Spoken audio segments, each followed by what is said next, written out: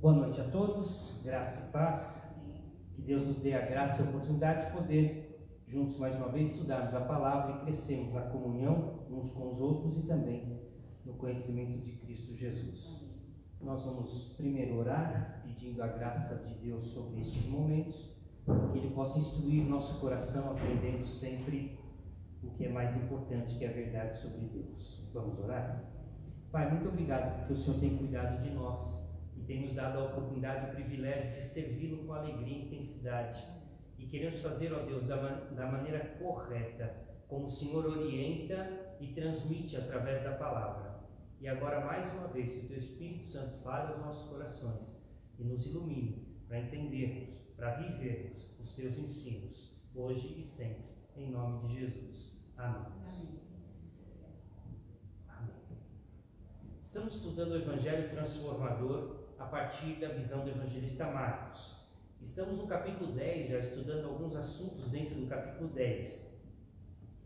E nós precisamos dar uma pausa agora no capítulo 10 de Marcos, porque num episódio de destaque em Marcos, logo depois de Jesus ensinar sobre a questão da riqueza, e a gente estudou isso semana passada, e antes de entrar no assunto sobre o pedido de Tiago e João, querendo sentar um à direita ou à esquerda, e mesmo Jesus anunciar sobre sua morte e ressurreição, o evangelista Mateus faz um acréscimo para responder a uma pergunta do discípulo Pedro.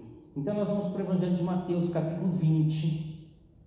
Mateus, capítulo 20, versículos 1 a 16. Mateus 20, de 1 a 16. Esse texto só se encontra em Mateus, por isso vamos para Mateus. Ele está inserido naquele contexto que eu coloquei, depois da riqueza e antes do pedido de Tiago e João, Mateus 20, de 1 a 16. Eu faço a leitura que diz assim: porque o reino dos céus é semelhante a um dono de casa que saiu de madrugada para assalariar trabalhadores para sua vinha, e tendo ajustado o salário com os trabalhadores a 1 denário por dia, mandou-os para a vinha.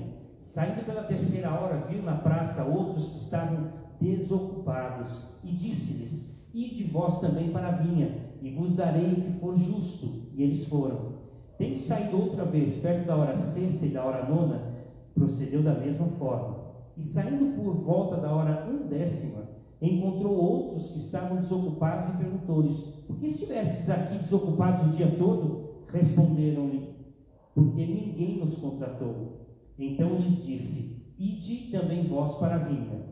Ao cair da tarde, disse o senhor da vinha ao seu administrador: chama os trabalhadores e paga-lhes o salário, começando pelos últimos, indo até os primeiros. Vindos da hora 1ª, recebeu cada um deles 1 denário. Ao chegarem os primeiros, pensaram que receberiam mais, porém também estes receberam 1 denário cada um. Mas tendo recebido, murmuravam contra o dono da casa, dizendo: estes últimos trabalharam apenas 1 hora, contudo os igualaste a nós, que suportamos a fadiga e o calor do dia. Mas o proprietário, respondendo, disse a um deles: amigo, não te faço injustiça, não combinaste comigo 1 denário? Toma o que é teu e vai-te, pois quero dar a este último tanto quanto a ti. Porventura não me é lícito fazer o que quero do que é meu? Ou são maus os teus olhos porque eu sou bom? Assim os últimos serão primeiros e os primeiros serão últimos, porque muitos são chamados, mas poucos escolhidos. Que Deus assim nos abençoe, nos oriente na palavra do Senhor. Bom, algumas explicações introdutórias para a gente depois tirar algumas lições e algumas conclusões para respondermos então exatamente o que esta parábola significa. Eu quero abordar primeiro a questão do contexto. Vamos entender o contexto em que esta parábola está inserida. Vale lembrar que Jesus nunca contou uma parábola ou uma história ou trouxe algum ensinamento de forma isolada. Sempre existe uma história por trás, sempre existe um contexto. E aqui também, da mesma forma, um contexto. Então vamos lá, vamos reparar no que o verso 30 do capítulo 19 diz. Então, Mateus 19, verso 30 diz assim: porém, muitos primeiros serão últimos e os últimos primeiros. Muitas pessoas entendem que não deveria haver divisão entre o capítulo 19 e 20. Então termina o 19 falando muitos primeiros serão últimos e muitos últimos primeiros, e já inicia a parábola dos trabalhadores na vinha. Repara que a parábola termina com a repetição desse versículo. Olha o verso 16 de Mateus 20. Assim os últimos serão primeiros e os primeiros serão últimos. Ou seja, é evidente que a parábola tem tudo a ver com um contexto bem próximo que Jesus estava ministrando a Pedro. O princípio é o mesmo, a lição é a mesma. Muitos últimos serão primeiros e muitos primeiros serão últimos, e a parábola tem esse enfoque principal. Mas há um outro detalhe interessante para a gente abordar a questão do contexto. Repara como começa a parábola no verso 1. A palavra que começa é porque ou pois. Então, porque o reino dos céus, algumas traduções dizem pois o reino dos céus, o que dá a entender uma sequência do texto. Mas se voltarmos para o verso 30 do capítulo 19, também a palavra porém, dando a ideia de uma sequência, ou seja, o verso 30 que liga a história ao contexto, não resume em si mesmo, mas há um contexto anterior a tudo isso. Então vamos para um contexto maior para a gente entender o que é que o texto quer dizer. Veja aí no capítulo 19 de Mateus, versículos 21 e 22. Jesus tem aquele encontro com um jovem rico. Jesus identifica o problema daquele jovem, é que ele era dono de muitas posses, e o coração daquele jovem não estava posto em Jesus, mas no dinheiro. E lá no versos 21 e 22 nós vemos assim: disse-lhe Jesus: se queres ser perfeito, vai e vende os teus bens, dá-o aos pobres, e terás um tesouro no céu, depois vem e segue-me. Tendo, porém, o jovem ouvido essas palavras, retirou-se triste, por ser dono de muitas propriedades. Continua a leitura, olha o verso 27. Então Pedro falou: eis que nós tudo deixamos e te seguimos. O que será, pois, de nós? Nós tudo deixamos e te seguimos. O que será, pois, de nós? Jesus lhe respondeu: em verdade vos digo que vós, os que me seguistes, quando na regeneração o Filho do Homem se assentar no trono da sua glória, também vos assentareis em 12 tronos para julgar as 12 tribos de Israel. E todo aquele que tiver deixado casas, ou irmãos, ou irmãs, ou pai, ou mãe, ou mulher, ou filhos, ou campos, por causa do meu nome, receberá muitas vezes mais e herdará a vida eterna. Porém, muitos primeiros serão últimos e os últimos primeiros. Nota bem a pergunta de Pedro dentro do contexto com aquele jovem rico. Jesus disse para o jovem: olha, larga tudo que você tem, dá aos pobres, vende tudo, depois vem e segue-me, e você terá um tesouro no céu. Aquilo ficou na cabeça de Pedro, e Pedro disse para Jesus, na primeira oportunidade em particular, ele disse: Senhor, o que o Senhor pediu para o jovem rico nós fizemos, nós largamos tudo e seguimos ao Senhor, e o Senhor disse que teria um tesouro no céu para o jovem rico, e nós? Olha a pergunta de Pedro: e nós? O que será, pois, de nós? Então Jesus dá uma resposta imediata, aquela que satisfaz o coração de Pedro, aquela que realmente Pedro queria ouvir. Não que Jesus queria ou precisasse bajular Pedro, não era essa a intenção, mas na realidade ele coloca: realmente, quando o reino for inaugurado, vocês terão 12 tronos, cada um terá o seu trono, e vocês se assentarão para julgar as 12 tribos de Israel. Não vou entrar na questão, eu só quero lembrar que um pouquinho adiante, Tiago e João perguntam para Jesus: Senhor, quando o reino for estabelecido, deixa a gente sentar um à direita e outro à esquerda. Entende por que Tiago e João fazem a pergunta? Porque Jesus havia prometido que haveria 12 tronos e eles sentariam para julgar. Portanto, Tiago e João queriam sentar um à direita e outro à esquerda. Mas, voltando ao contexto, a ideia é: aquele jovem abriu mão do reino de Deus para amar as suas riquezas e os prazeres do mundo. E agora Pedro diz: nós não, nós abrimos mão de tudo riqueza, ou de todos os bens deste mundo, dos prazeres do mundo, para seguir ao Senhor. Qual será a nossa recompensa? O que será de nós? Então Jesus conta uma parábola a aos discípulos, enfatizando esta verdade. Um detalhe aqui antes, com relação ao verso 29. Esse verso 29 diz respeito a nós. O verso 28, apenas aos discípulos, apenas aos 12. Quando o reino for estabelecido, vocês reinarão, sentarão em 12 tronos e julgarão, né, as 12 tribos de Israel. Vale lembrar que dos 12 aqui que Jesus cita, Judas Iscariotes está no meio.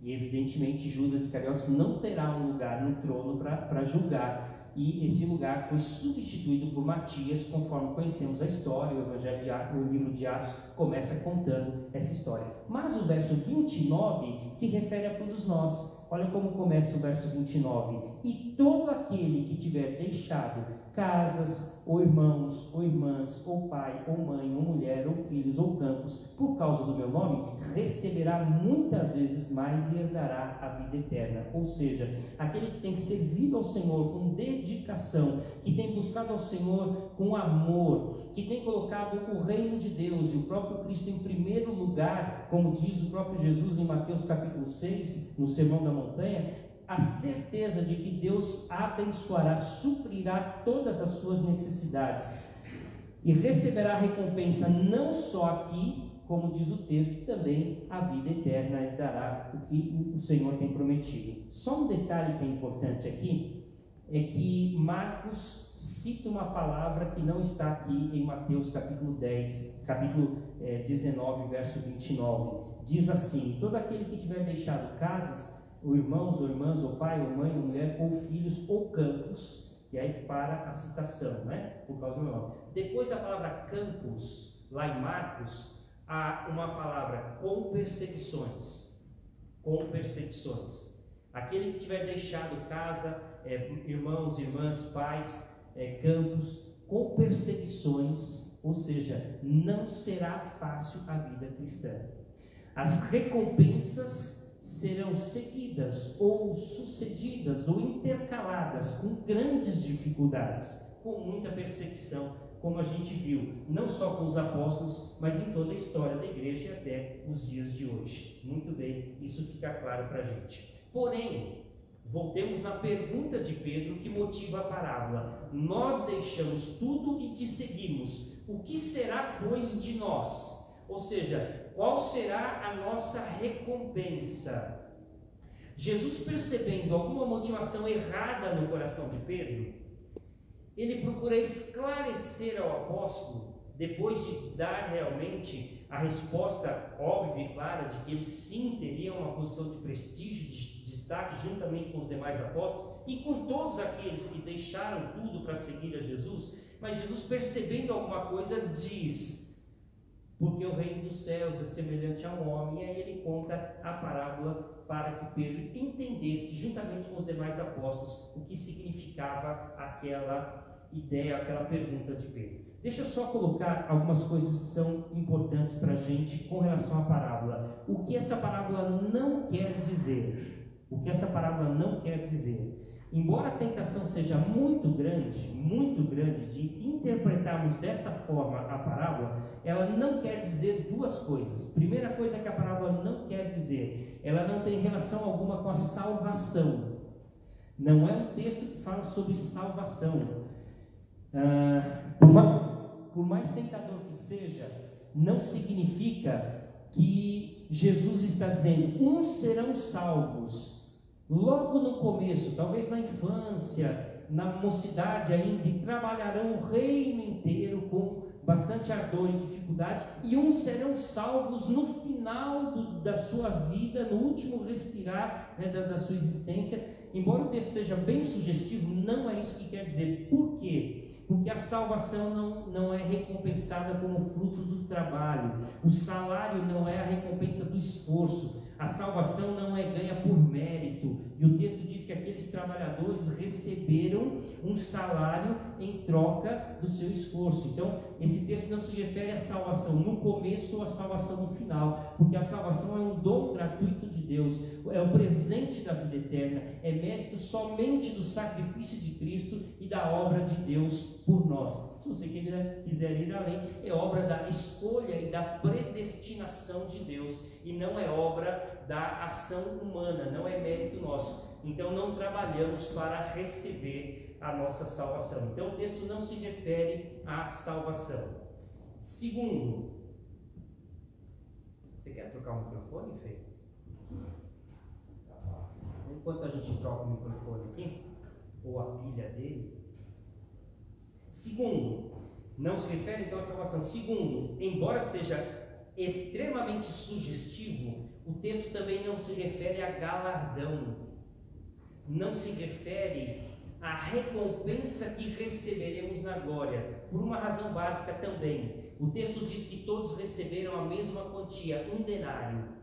E a palavra de Deus diz que o galardão será dado a cada um segundo o seu trabalho. 1 Coríntios capítulo 3, verso 8 diz: cada um receberá o seu próprio galardão segundo o seu próprio trabalho. Ou seja, de alguma forma que nós não sabemos como, haverá sim uma diferenciação de galardão, e o texto aqui se refere a um mesmo salário igualitário para todos, 1 denário para todos, seja aqueles últimos ou aqueles primeiros, aqueles que trabalharam mais ou aqueles que trabalharam menos. Bom, então se a parábola não se refere à salvação e não se refere a galardão, sobre o que trata a parábola? Porque as duas ideias mais pungentes, mais gritantes que nós encontramos no texto se referem a essas duas suposições ou pressuposições. Mas a parábola se refere, voltando à pergunta de Pedro: nós tudo deixamos e te seguimos, o que será pois de nós? Jesus conta a parábola para enfatizar a motivação correta para se servir no reino de Deus. A motivação correta, a atitude correta para servir a Deus no seu reino. Algumas informações na parábola. Enquanto entendemos a parábola, vamos então tirando as lições que são muito fundamentais para a gente. A primeira informação que eu quero destacar é que, embora o dono da casa tenha um administrador, um capataz, olha o que o verso 8 da parábola diz: ao cair da tarde, disse o senhor da vinha ao seu administrador. Ou seja, o senhor da vinha tinha um administrador, tinha um capataz, tinha um funcionário que cuidava de toda a administração da vinha, da fazenda. Obrigado. Então, embora o dono da casa, o dono da vinha, tinha um administrador, ele mesmo, pessoalmente, vai 5 vezes por dia, 5 vezes no dia, na praça para contratar funcionários. Ou seja, ele vai às 6 da manhã, ele vai às 9 da manhã, ele vai meio-dia, ele vai às 3 da tarde e vai às 5 da tarde. Ele faz 5 visitas na praça pessoalmente para poder chamar os trabalhadores para trabalhar na vinha. Segunda questão interessante, e aqui é um destaque fundamental para tirarmos a lição mais para frente. O primeiro grupo de trabalhadores foi contratado, foi feito um acordo, possivelmente não um acordo escrito, era muito difícil isso na época, mas foi contratado, foi feito um acordo verbal que satisfez tanto o contratante como os contratados. Olha como diz o verso 2: e tendo ajustado com os trabalhadores a 1 denário por dia, mandou-os para a vinha. Por que foi um salário justo contratado? Porque 1 denário era o salário de um trabalhador. Não sabemos transferir, não há como transferir este valor para os dias de hoje, mas é um dia de trabalho de trabalhador, de um trabalho braçal, do jornaleiro, como se diz até nos termos bíblicos também. Nota, o primeiro grupo foi acordado, eles combinaram um salário. A partir do segundo grupo, às 9 da manhã, ao meio-dia, às 3 da tarde e às 5 da tarde, os outros 4 grupos de trabalhadores não acordaram o salário. Veja como ocorreu a contratação deles no verso 4 e 5, diz assim o texto: disse-lhes: ide vós também para a vinha, e vos darei o que for justo. E eles foram. Tendo saído outra vez perto da hora 6 e da hora 9, procedeu da mesma forma. Ou seja, não houve um acordo. Ele não falou para os novos contratados de meio expediente, dizendo: olha, o trabalho de um dia é 1 denário, eu vou pagar para vocês metade de 1 denário, 3/4 de 1 denário, 1/4 de 1 denário. Não houve nenhum acordo, apenas o dono da vinha disse: eu vou pagar para vocês o que for justo. E aqueles trabalhadores, felizes por terem sido chamados ainda, fosse às 9 da manhã, ao meio-dia, às 3 da tarde ou às 5 da tarde, 1 hora antes de acabar o expediente, eles se sentiram felizes e realizados e se sentiram satisfeitos pela justiça do dono da vinha. Os primeiros foram contratados e combinados 1 denário por dia de trabalho. Os demais foram contratados aceitando a justiça do Senhor que havia chamado. Uma terceira lição dentro da parábola: fica evidente que aqueles últimos que foram chamados para o trabalho às 5 da tarde foram chamados muito mais pela generosidade do patrão do que pela necessidade do trabalho na vinha.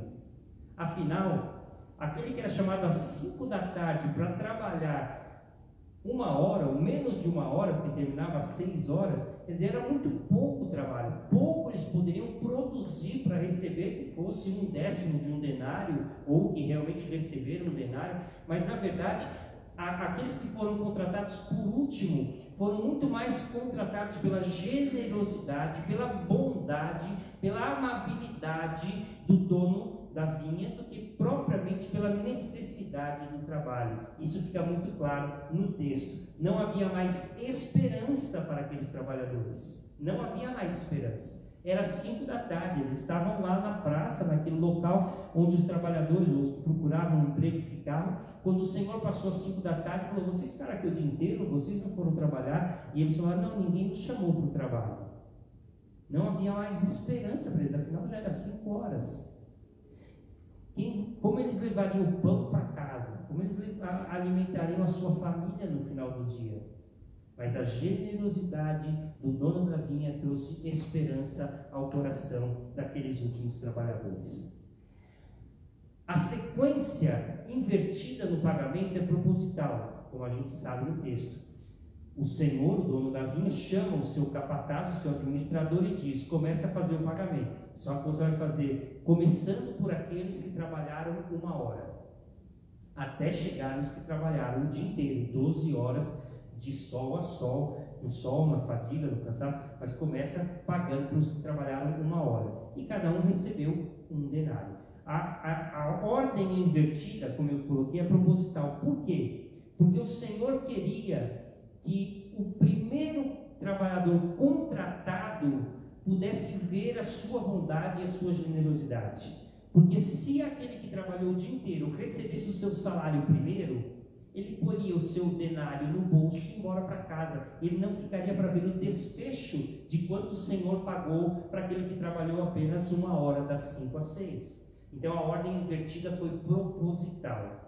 Um último detalhe para a gente entender a parábola, e então irmos para algumas lições, é que embora o administrador faça o pagamento do salário, versículo de número 8, ao cair da tarde, diz o Senhor da vinha ao seu administrador: chama os trabalhadores e paga-lhes o salário, começando pelos últimos e até o primeiro. Embora o administrador é chamado para pagar o salário, diz o texto que o dono da vinha estava presente enquanto os trabalhadores eram recompensados pelo seu dia de trabalho. O Senhor nunca abandonou a obra, nem na busca dos funcionários, nem no pagamento dos funcionários, nem na execução do trabalho. O Senhor estava sempre presente ali no trabalho. Bom, a murmuração daqueles primeiros contratados, verso 11, diz assim: mas tendo recebido, murmuraram contra o dono da casa. A palavra murmurar aqui é bem interessante.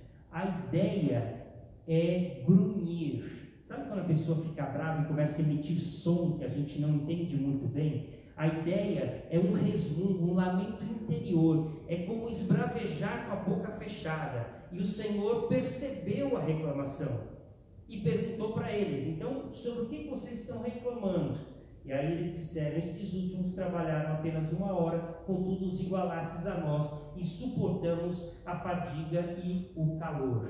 Esta frase mostra 3 graves erros daqueles trabalhadores.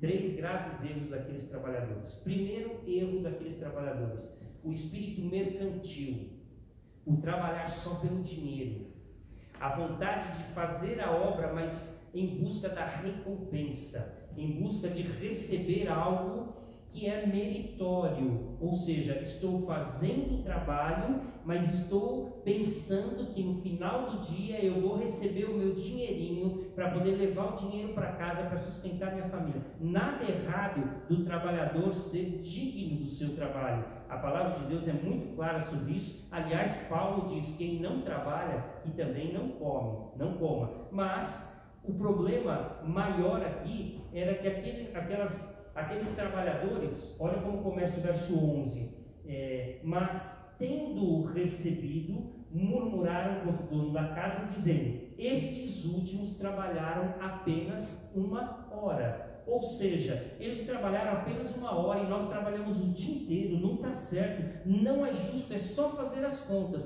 Se eles trabalharam 1 hora e nós trabalhamos 12 horas, e eles receberam 1 denário e nós recebemos nós trabalhamos 12 horas, recebemos 12 denários, ou seja, não está certo. A ideia deles era matemática, era conta. Eles estavam pensando no que eles iriam receber quando os primeiros que trabalharam 1 hora receberam 1 denário.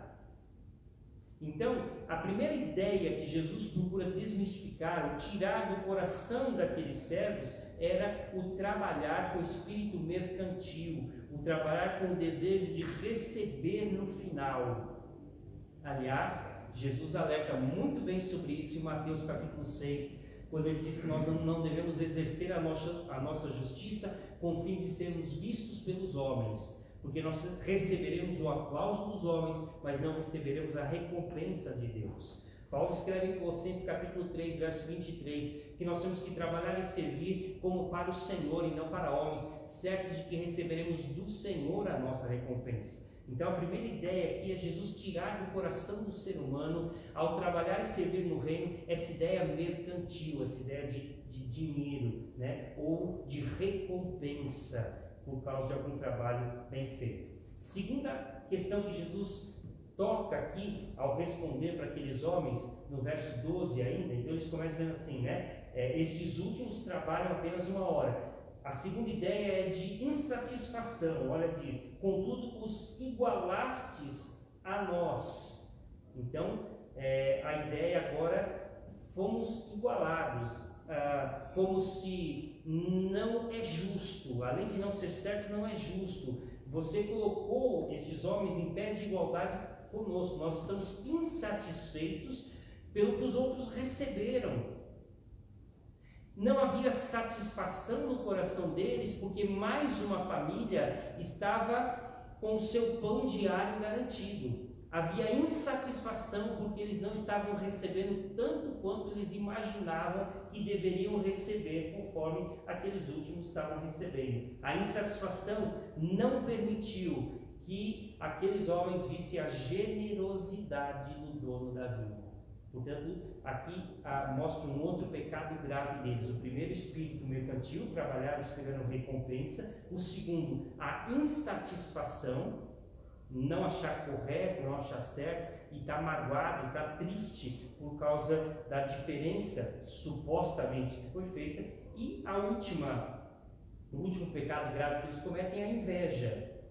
O invejoso nunca está satisfeito, né? Então, no final do verso 12 diz: nós suportamos a fadiga e o calor, ou seja, nós trabalhamos muito mais do que os outros.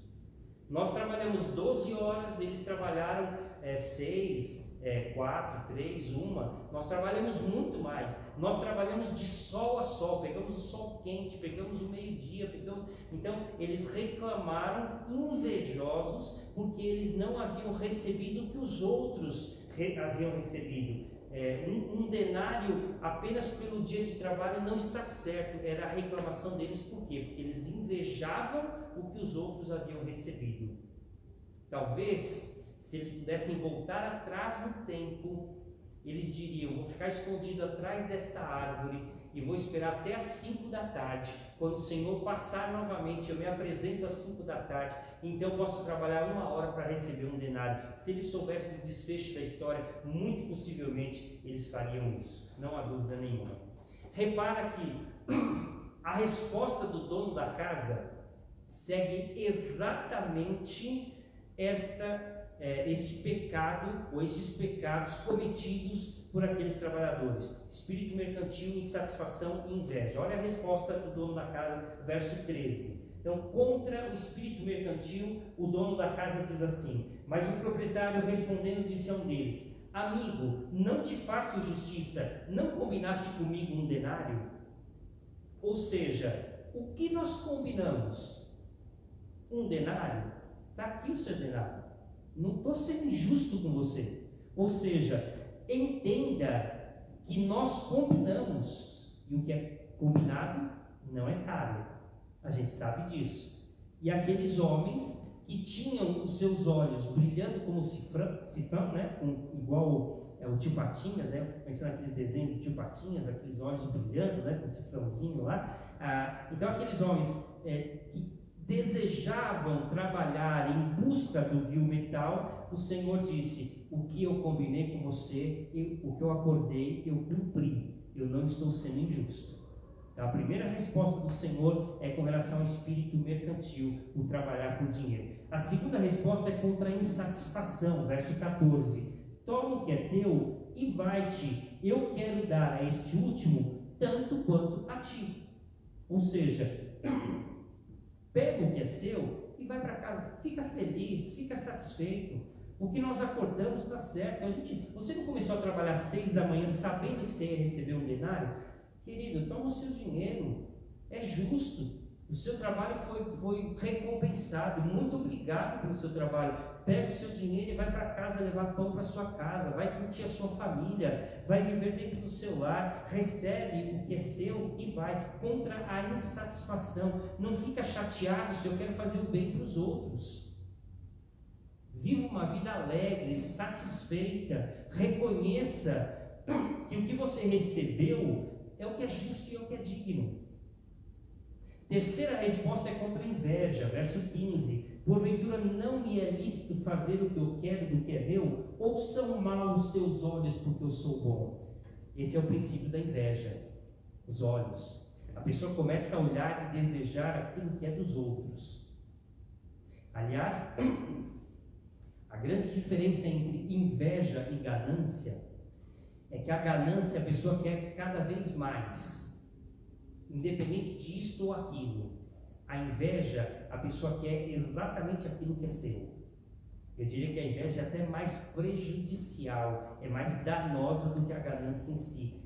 E o Senhor diz àqueles trabalhadores que haviam sido acordados para o dia inteiro, contratados para o dia inteiro, ele diz assim: se eu quero fazer o bem com o que é meu, isso não é problema de vocês, isso é um problema meu. Ou os teus olhos são maus porque eu sou bom. Esse é um princípio contra a inveja. Então, aqueles pecados do mercantilismo, espírito mercantilista, a insatisfação e a inveja foi exatamente respondido pelo dono da casa contra o espírito mercantil, verso 13, contra a insatisfação, verso 14, e contra a inveja, no verso 15. Bom, eu quero partir para a conclusão, agora podendo responder a pergunta de Pedro.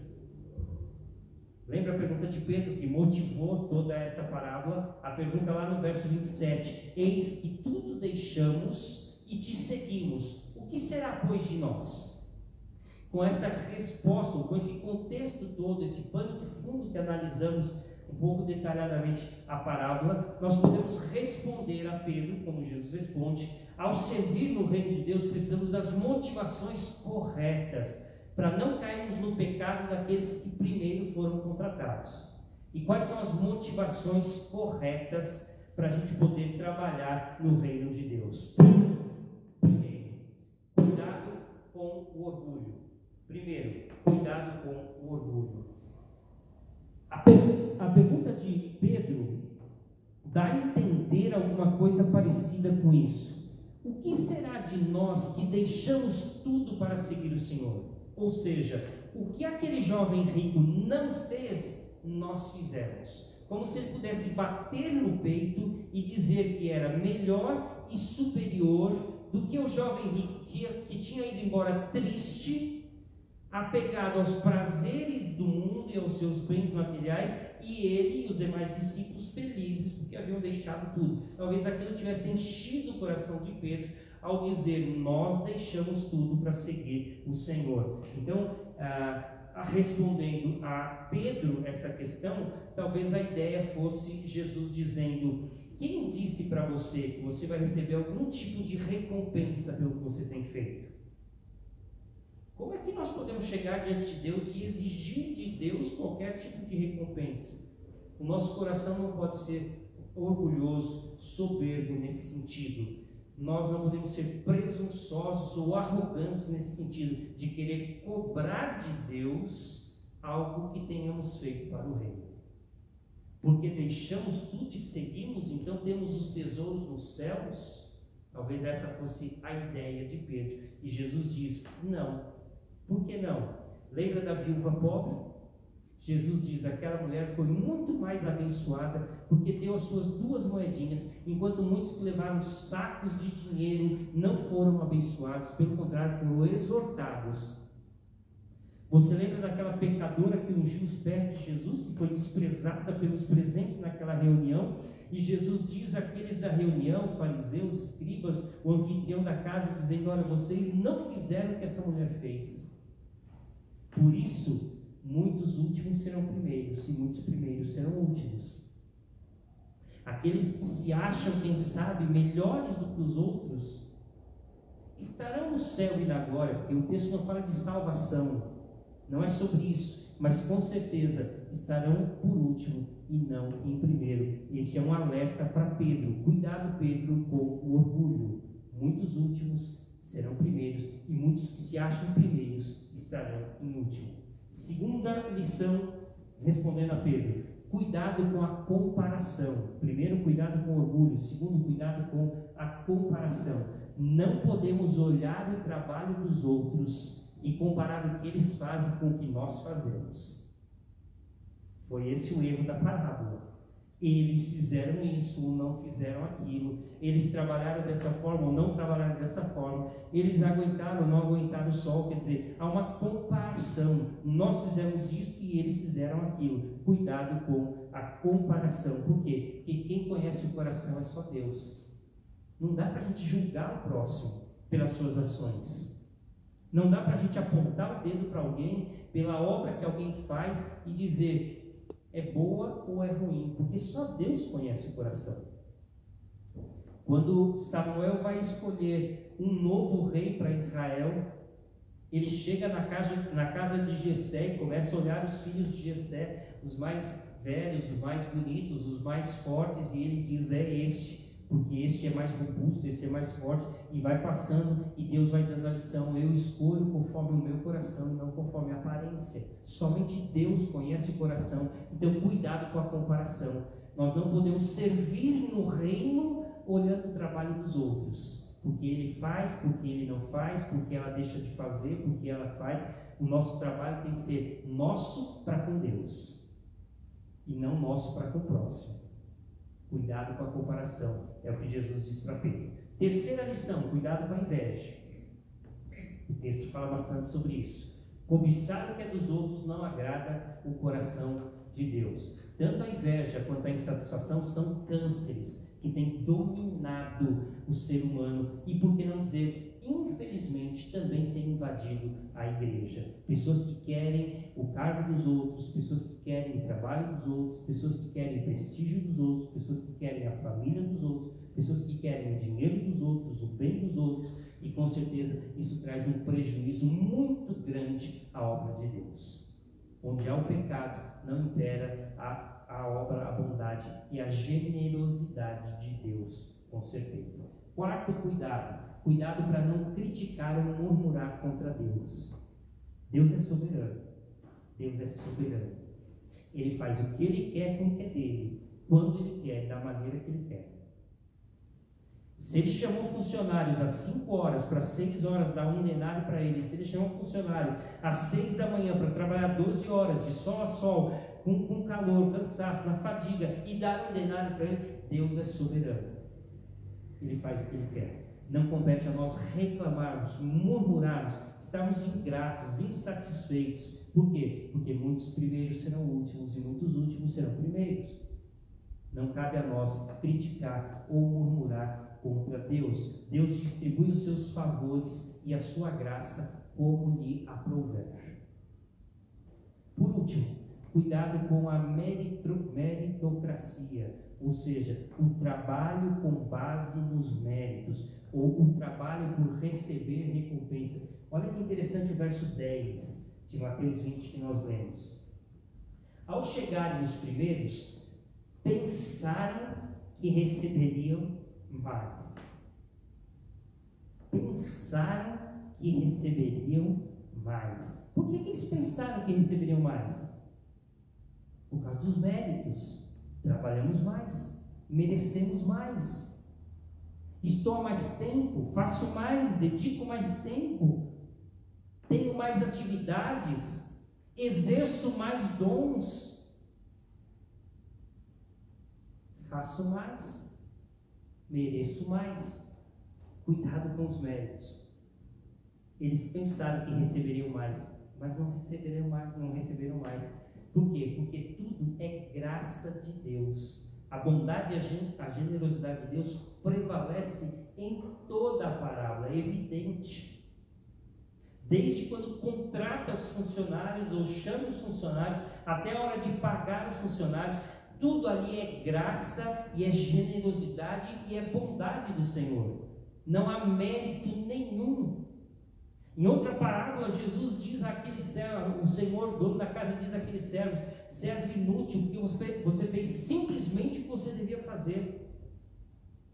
Portanto, tudo é graça de Deus, é bondade de Deus, é generosidade de Deus, é isso que prevalece em todas as coisas. Por quê? Porque muitos primeiros serão últimos e muitos últimos serão primeiros. Será que a gente compreende tudo isso? Então, resumindo para a gente, qual é a maneira correta de servir ao reino, que Jesus responde a Pedro? Cuidado com o orgulho, cuidado com a comparação, cuidado com a inveja, cuidado para não reclamar e murmurar contra Deus, e cuidado com a meritocracia. Tudo é graça de Deus. Então que o Senhor nos coloque na obra do reino, para servi-lo acima de todas as coisas, com um coração totalmente desinteressado, dependendo única e exclusivamente da graça, da bondade e da generosidade de um Deus soberano que cuida de todos nós. Amém? Vamos orar mais uma vez?